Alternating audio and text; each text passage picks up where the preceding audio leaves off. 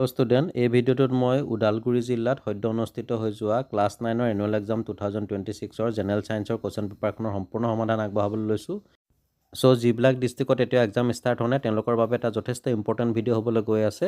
এখন standard paper হয়, ইয়াৰ পৰা যথেষ্টখিনি কমন পৰা সম্ভাৱনা আছে। চ' সম্পূৰ্ণ ভিডিঅ'টো চাবা স্কিপ নকৰাকৈ। আৰু এই কুৱেশ্যন পেপাৰখন মোলৈ চেণ্ড কৰিছিলে ওদালগুৰি ডিষ্ট্ৰিক্টৰ নলাপাৰাৰ পৰা নৱম শ্ৰেণীৰ ছাত্ৰ শৈশৱ ৰাজকোঁৱৰলৈ। তেখেতলৈ অশেষ ধন্যবাদ জ্ঞাপন কৰিছোঁ। তোমালোকে এনেদৰে কুৱেশ্যন পেপাৰবিলাক পাৰিলে মোৰ হোৱাটছআপ নম্বৰত চেণ্ড কৰিবা। ক্লিয়াৰকৈ ফটো মাৰি মই ছল্ভ কৰি দিম। আৰু ইতিমধ্যে মই বিভিন্ন ছাবজেক্টৰ কুৱেশ্যন পেপাৰ চলিউশ্যন ভিডিঅ' দিছোঁ মোৰ চেনেলত, চোৱা নাই যদি চাব পাৰিবা। লিংকসমূহ দিয়া আছে ডেছক্ৰিপশ্যনত। তো আহা তেতিয়াহ'লে আমি কুৱেশ্যন পেপাৰখন ডিছকাছ কৰোঁ। তো ইয়াত তোমালোকে দেখা পাইছা গ্ৰুপ এত 45টা MCQ দিছে। তাৰে 1 নম্বৰত দিছে which of the following is not A matter, অৰ্থাৎ তলৰ কোনটো পদাৰ্থ নহয়। তো ইয়াত দিয়া অপশ্যনসমূহৰ ভিতৰত বি অপশ্যনত যিটো দিছে চিন্তা বা থট, এইটো কেতিয়াও পদাৰ্থ নহয়, কাৰণ ইয়াৰ কোনো নিৰ্দিষ্ট আকাৰ বা আয়তন নাই যিটো পদাৰ্থ হ'বৰ বাবে বৈশিষ্ট্য থাকিব লাগিব। গতিকে শুদ্ধ অপশ্যনটো হ'ব অপশ্যন বি, চিন্তা বা থট। আৰু 2 নম্বৰত দিছে তলৰ কোনটো কাৰ্যকলাপ ৰাসায়নিক পৰিৱৰ্তন হয়। Which of the following is a chemical change. তো ইয়াত কেমিকেল চেঞ্জটো হ'ব অপশ্যন ডি, কয়লা জ্বলোৱা, যিটো বাৰ্ণিং কইল। নেক্সট কুৱেশ্যন নম্বৰ 3 দিছে নিউটন আৱিষ্কাৰ কৰিছিল, নিউটন ৱাজ ডিছকভাৰ্ড বাই। ইয়াত শুদ্ধ অপশ্যনটো হৈছে option C, J Chadwick. Next question number 4 aluminium ক্লৰাইডৰ ৰাসায়নিক সংকেত হ'ল, অৰ্থাৎ what is the chemical formula of aluminium chloride. একেবাৰে চিম্পুল হয়। ইয়াত কাৰেক্ট অপশ্যনটো হ'ব option C, AlCl3। Question number 5 তলৰ কোনটো মেগনেছিয়ামৰ শুদ্ধ ইলেক্ট্ৰনিক বিন্যাস। Which of the following is the correct electronic configuration of magnesium. ইয়াত মেগনেছিয়ামৰ শুদ্ধ ইলেক্ট্ৰনিক বিন্যাসটো হ'ব অপশ্যন বি, 282। কাৰণ মেগনেছিয়ামৰ আণৱিক ভৰ হৈছে 12। ইয়াত আমি 2, 8, 2 গোটেইকেইটা যোগ কৰিলে 12 পাম। নেক্সট কুৱেশ্যন নম্বৰ 6ত দিছে ৰাইব'জমৰ প্ৰধান কাম হ'ল the main function of ribosome is. ইয়াত দিয়া অপশ্যনসমূহৰ ভিতৰত শুদ্ধ অপশ্যনটো হ'ব অপশ্যন বি, প্ৰ'টিন সংশ্লেষণ। কুৱেশ্যন নম্বৰ 7 টেষ্ট এবিধ ব্লাড ইজ এ। ইয়াত শুদ্ধ অপশ্যনটো হ'ব অপশ্যন চি, সংযোজক কলা, কানেক্টিভ টিচু। কুৱেশ্যন নম্বৰ 8ত দিছে জীৱৰ বৈজ্ঞানিক নাম নামাকৰণ কৰিছিল, scientific nomenclature was introduced by. তো জীৱৰ বৈজ্ঞানিক নাম নামাকৰণ কৰিছিল option A, Carolus Linnaeus. Question number 9ত দিছে ত্বৰণৰ SI একক, SI unit of acceleration is option B, metre per second. Next question number 10 সুষম বেগেৰে গতিশীল m ভৰৰ বস্তু এটাৰ গতিশক্তি E2, অৰ্থাৎ দ্য কাইনেটিক এনাৰ্জি প্ৰচেছ by an object of mass m and moving with a uniform velocity v is, here E2 will be option B, half mv square. Next question number 11 ক্ষমতাৰ SI একক হ'ল SI unit of power is। ইয়াত শুদ্ধ অপশ্যনটো হৈছে option B, watt. Question number 12 প্ৰাণী জগতৰ আটাইতকৈ ডাঙৰ গোষ্ঠীটো হ'ল the biggest phylum of animals is। এটাত প্ৰাণী জগতৰ আটাইতকৈ ডাঙৰ গোষ্ঠীটো হৈছে অপশ্যন বি, সন্ধিপদী প্ৰাণী। কুৱেশ্যন নম্বৰ 13ত দিছে তলৰ কোনটো ক্ৰনিক ৰোগ নহয়। Which of the following is not a chronic disease. ইয়াত ক্ৰনিক ৰোগ নহয় অপশ্যন চি, কাহ। কুৱেশ্যন নম্বৰ 14 সেউজ গৃহত প্ৰভাৱ পেলোৱা গেছবিধ হ'ল the name of the gas which affect greenhouse is. ইয়াত সেউজ গৃহত প্ৰভাৱ পেলোৱা গেছবিধ হৈছে option B, carbon dioxide. Question number 15 প্ৰ'টিনজাতীয় শস্যৰ নাম হ'ল। ইয়াত প্ৰ'টিনজাতীয় শস্যবিধ হ'ব অপশ্যন চি, বুট, চিকপিচ। কুৱেশ্যন নম্বৰ 16 উভচৰ প্ৰাণীৰ হৃদযন্ত্ৰৰ কোঠালী কেইটা। How many chamber are there in the heart of an amphibia. ইয়াত উভচৰ প্ৰাণীৰ হৃদযন্ত্ৰৰ কোঠালী হৈছে অপশ্যন চি, 3টা, 3। কুৱেশ্যন নম্বৰ 17 জড়তাৰ জোখ হৈছে দ্য মেজাৰ অফ ইণ্টেৰিয়া ইজ। ইয়াত শুদ্ধ অপশ্যনটো হৈছে অপশ্যন এ, ভৰ, ইট মিনছ মাছ। 3 তলৰ কোনটো মৌলৰ অণু ত্ৰিপাৰমাণৱিক। Which of the following molecule is a triatomic. তো ইয়াত দিয়া মৌলসমূহৰ ভিতৰত ত্ৰিপাৰমাণৱিক মৌলটো হৈছে অপশ্যন ডি, অ'জন, যিটো আমি O3 এনেধৰণে সংকেত লিখোঁ। কুৱেশ্যন নম্বৰ 19 পৰমাণুৰ এল চেলত থকা ইলেক্ট্ৰনৰ সৰ্বোচ্চ সংখ্যা হৈছে। তো তোমালোকে এই টেবুলখন ভালকৈ চাবা, ইয়াত বিভিন্ন চেলত থকা পৰমাণুৰ সংখ্যা আহিয়ে থাকে। Anyway the maximum number of electron located in L shell in an atom is. তো দেখা পালা শুদ্ধ অপশ্যনটো হৈছে অপশ্যন বি, 8। কুৱেশ্যন নম্বৰ 20 মিথেনৰ CH4 অণুৰ আণৱিক ভৰ the molecular mass of methane is. ইয়াত দিয়া অপশ্যনসমূহৰ ভিতৰত শুদ্ধ অপশ্যনটো হৈছে অপশ্যন এ, 16 পাৰমাণৱিক একক। কাৰণ কাৰ্বনৰ পাৰমাণৱিক ভৰ 12 আৰু হাইড্ৰজেনৰ এককে মুঠতে 4টা, 12 4 16 হ'ব। কুৱেশ্যন নম্বৰ 21 মুক্ত অধোগমনৰ ত্বৰণৰ মান হ'ল what is the value of acceleration of free fall. ইয়াত দিয়া অপশ্যনসমূহৰ ভিতৰত শুদ্ধ অপশ্যনটো হৈছে option D 9.8 metre per second square. এইটো তোমালোকে জানাই। কুৱেশ্যন নম্বৰ 22, অজন স্তৰ ক্ষয় হোৱাৰ বাবে দায়ী মূল যৌগবিধ হ'ল what is the main reason of ozone layer depletion. তো ইয়াত অজন স্তৰ ক্ষয় হোৱাৰ বাবে দায়ী মৌলবিধ হৈছে option C chlorofluorocarbon.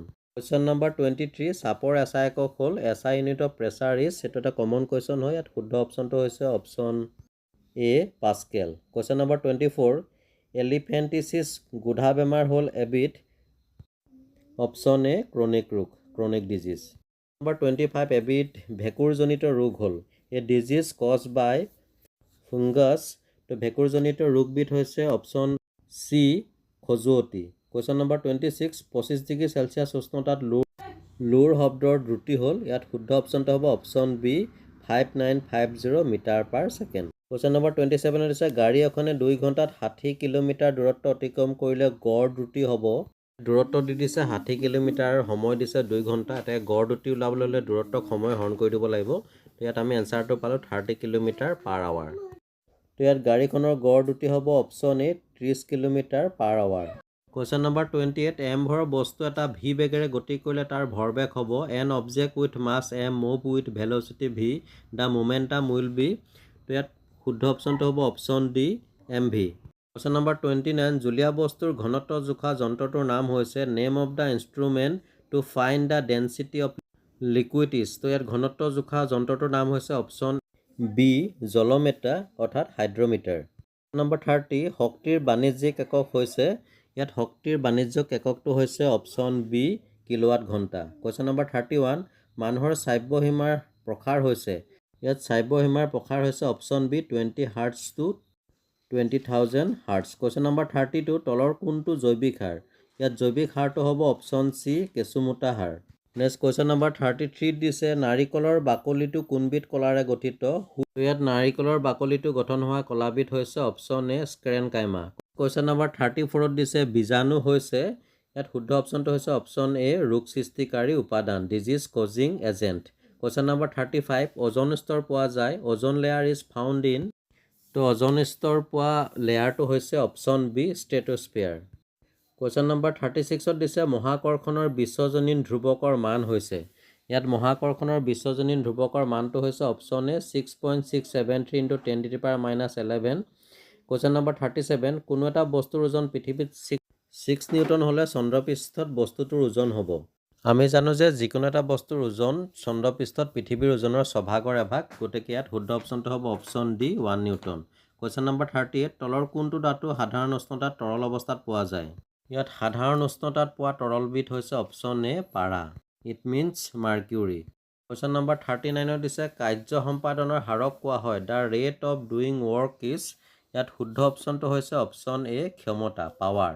Question number 40 দিছে কম্পনাংকৰ এছআই একক হৈছে the SI unit of frequency is. ইয়াত কম্পনাংকৰ এছআই একক হৈছে option D hertz. Question number 41, পদাৰ্থৰ ভৌতিক অৱস্থা কিহৰ ওপৰত নিৰ্ভৰ কৰে। The physical state of matter depends upon. ইয়াত পদাৰ্থৰ ভৌতিক অৱস্থা নিৰ্ভৰ কৰে অপশ্যন এ উষ্ণতা আৰু চাপ টেম্পাৰেচাৰ এণ্ড প্ৰেছাৰ। নম্বৰ 42 দিছে 1 জুল ইজুকেল ডেছ ইনটু মিটাৰ। ইয়াত খালী স্পেচত বহিব option A 1 Newton. Question number 43, উদ্ভিদ জগতৰ কোনটো বিভাগৰ অন্তৰ্গত উদ্ভিদবিলাক একেবাৰে সৰল। ইয়াত সৰল প্ৰজাতিৰ উদ্ভিদবিধ হৈছে অপশ্যন এ সমাংগদেহী উদ্ভিদ। কুৱেশ্যন নম্বৰ 44, তলৰ কোনটো ভাইৰাছজনিত ৰোগ which of the following disease is caused by virus. ইয়াত ভাইৰাছজনিত ৰোগবিধ হৈছে option C dengue. Next question number 45 last MCQ, তলত দিয়াবোৰৰ ভিতৰত আটাইতকৈ ডাঙৰ কোষ হ'ল। Among the following cell which is largest. ইয়াত লাৰ্জেষ্ট চেলবিধ হৈছে অপশ্যন বি স্নায়ুকোষ নাৰ্ভ চেল। নেক্সট আহোঁ ছেকশ্যন বি। ইয়াত 2 মাৰ্কৰ কেইটামান কুৱেশ্যন দিছে। প্ৰথম কুৱেশ্যনটো দিছে কুৱেশ্যন নম্বৰ 46, পদাৰ্থৰ কণিকাবোৰৰ বৈশিষ্ট্যসমূহ কি কি। তো আমি লিখিব পাৰোঁ পদাৰ্থৰ কণিকাবোৰৰ বৈশিষ্ট্যবোৰ হ'ল পদাৰ্থৰ কণিকাবোৰৰ মাজত ব্যৱধান আছে, পদাৰ্থৰ কণিকাবোৰ অনবৰতে গতি কৰি আছে, পদাৰ্থৰ কণিকাবোৰৰ মাজত আকৰ্ষণ আছে। কুৱেশ্যন নম্বৰ 47, তলৰ উষ্ণতা কেইটাত কেলভিন স্কেলত প্ৰকাশ কৰা। আমাক কেলভিন স্কেলত প্ৰকাশ কৰিবলৈ দিছে 30 ডিগ্ৰী চেলচিয়াছ আৰু 100 ডিগ্ৰী চেলচিয়াছ। তো আমি 30 ডিগ্ৰী চেলচিয়াছক কেলভিন স্কেলত প্ৰকাশ কৰিলে হ'ব 303 কেলভিন আৰু 100 ডিগ্ৰী চেলচিয়াছক কেলভিন স্কেলত প্ৰকাশ কৰিলে হ'ব 373 কেলভিন। উল্লেখযোগ্য যে কেলভিন স্কেলৰ পৰা চেলচিয়াছ স্কেললৈ নিবলৈ কেলভিন স্কেলৰ উষ্ণতাৰ পৰা 273 বিয়োগ কৰিব লাগে আৰু চেলচিয়াছ স্কেলৰ পৰা কেলভিন স্কেললৈ নিবলৈ 273 যোগ দিব লাগে। কুৱেশ্যন নম্বৰ 48ত দিছে 40 গ্ৰাম পানীত 320 গ্ৰাম নিমখ দ্ৰৱীভূত কৰি এটা লৱণ প্ৰস্তুত কৰা হ'ল। লৱণটোৰ গাঢ়তাৰ ভৰ শতাংশত প্ৰকাশ কৰা। ইংলিছ মিডিয়ামৰ ষ্টুডেণ্টসকলে কুৱেশ্যনবিলাক নিজে পঢ়ি ল'বা, নহ'লে ভিডিঅ'টো যথেষ্ট দীঘলীয়া হৈ গৈছে। তো এই সমস্যাটোৰ আমি এনেধৰণে সমাধান কৰিব পাৰোঁ আৰু শেষত তোমালোকে দেখা পালা দ্ৰৱটোৰ গাঢ়তা পালোঁ ভৰ শতাংশত 88.9%। এইখিনি নোট কৰি ল'বা। ইয়াৰ পাছত আহিছে কুৱেশ্যন নম্বৰ 49 প্লাজমা কি? প্লাজমাত থকা ৰক্তকণিকাসমূহ কি কি? ইয়াৰ উত্তৰটো লিখিব পাৰোঁ প্লাজমা হৈছে তেজৰ অৰ্ধজলীয়া এবিধ আধাৰ দ্ৰব্য আৰু প্লাজমাত থকা ৰক্তকণিকাবিলাক হৈছে লোহিত ৰক্তকণিকা RBC, শ্বেত ৰক্তকণিকা WBC আৰু অনুচক্ৰিকা প্লেটিলেটছ। ইয়াৰ লগতে দিছে অৰ বুলি তেজ কি? তো আমি লিখিব পাৰোঁ তেজ হৈছে এবিধ বিশেষ ধৰণৰ জুলীয়া সংযোজক কলা আৰু তেজত থকা ৰক্তকণিকাসমূহ প্লাজমাত থকা ৰক্তকণিকাসমূহৰ সৈতে একে হ'ব। কুৱেশ্যন নম্বৰ 50 এটা আদৰ্শ স্নায়ুকোষৰ চিহ্নিত চিত্ৰ আঁকা draw A label diagram of A neuron. এইটো এটা কমন কুৱেশ্যন হয়, আহিয়ে থাকে। চ' তোমালোকে নিউৰনৰ যিটো স্নায়ুকোষৰ চিত্ৰটো খুব ভালকৈ প্ৰেক্টিছ কৰিবা, এইটো পৰীক্ষাত প্ৰায় ৰিপিট হৈ থাকে। কুৱেশ্যন নম্বৰ 51ত দিছে উভচৰ আৰু সৰীসৃপ প্ৰাণীৰ পাৰ্থক্য লিখা। ইয়াত উভচৰ আৰু সৰীসৃপ প্ৰাণীৰ মাজৰ 3টা পাৰ্থক্য দেখাইছোঁ, তোমালোকে এইকেইটা নোট কৰি ল'বা। ইয়াতে অৰ বুলি দ্ৰুতি আৰু বেগৰ মাজৰ 2টা পাৰ্থক্য লিখিবলৈ দিছে, মইতো আগৰ ভিডিঅ' দি থৈছোঁ, তাৰ পৰা চাই ল'ব পাৰিবা। কুৱেশ্যন নম্বৰ 52ত দিছে ত্বৰণ কাক বোলে? ইয়াৰ এচা একক কি? ইয়াৰ এনচাৰটো লিখিব পাৰোঁ বস্তু এটাৰ প্ৰতি একক সময়ত পৰিৱৰ্তন হোৱা বেগৰ জোখে হৈছে ত্বৰণ আৰু ত্বৰণৰ এচা একক হ'ল metre per second square. Question number 53 গতি বিষয়ক তৃতীয় সূত্ৰটো লিখা। ইয়াৰ এটা উদাহৰণ দিয়া। গতি বিষয়ক তৃতীয় সূত্ৰটো হৈছে প্ৰতিটো ক্ৰিয়াৰ এটা সমান আৰু বিপৰীত প্ৰতিক্ৰিয়া থাকে, কিন্তু ক্ৰিয়া আৰু প্ৰতিক্ৰিয়াই সদায় 2টা বেলেগ বেলেগ বস্তুৰ ওপৰত ক্ৰিয়া কৰে। ইয়াৰ উদাহৰণ দিব পাৰোঁ আমি নাও চলোৱা বা বন্দুকৰ গুলী মৰা ইত্যাদি। নেক্সট কুৱেশ্যন নম্বৰ 54ত দিছে বস্তু এটাৰ ভৰ 10 কেজি, পৃথিৱীত ইয়াৰ ওজন কিমান হ'ব? তো ইয়াৰ সমাধানটো তোমালোকলৈ আগবঢ়ালোঁ। বস্তুটোৰ যদি ওজন 10 কেজি হয় তেতিয়াহ'লে পৃথিৱীত ইয়াৰ ওজন হ'ব 98 নিউটন। কুৱেশ্যন নম্বৰ 55 আমি কেতিয়া কাৰ্য সম্পাদন হোৱা বুলি কওঁ? When do we say that work is done? ইয়াৰ উত্তৰটো হ'ব কোনো বস্তুৰ ওপৰত বলে ক্ৰিয়া কৰাৰ ফলত বলৰ প্ৰয়োগবিন্দুৰ স্থানান্তৰ হ'লে আমি কাৰ্য সম্পাদন হোৱা বুলি কওঁ বা কাৰ্য সম্পাদন হোৱা বুলি কোৱা হয়।